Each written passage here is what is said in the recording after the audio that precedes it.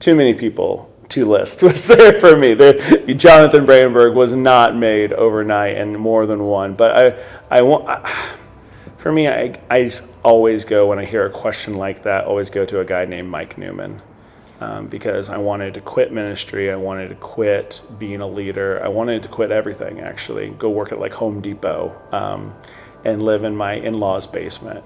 And a guy, and Mike just showed up, and he loved on me, and he walked with me, he mentored me, he did everything that a good leader should, and yet so much more. And I'll never forget that. Yeah, very specifically, her name is Mary Ma. We call her Miss Mary because she was my fellowship teacher for so many years growing up, as young as a teenager back in junior high and high school and all through college. And really, she is the one that discipled me very intentionally, always calling and checking up on me, and not just making sure how I'm doing on my spiritual walk and my spiritual journey, but just holistic care and love of how am I doing.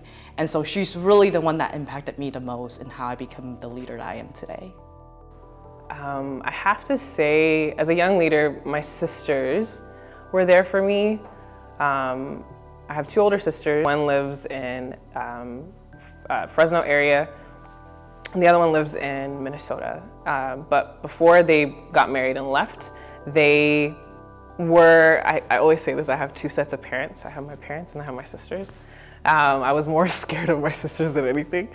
But I think they were there for me since I was born, which is nice. But as a young leader growing up, I was very confused in a lot of things that I wanted to do. And so my middle sister, Deborah, stepped up in ways that I couldn't imagine. I think she did it selflessly, like in a very selfish way, where she wanted to be a leader within our church and help youth, because she didn't want me to walk away from the church. And it was a selfish way, but it was also like beneficial.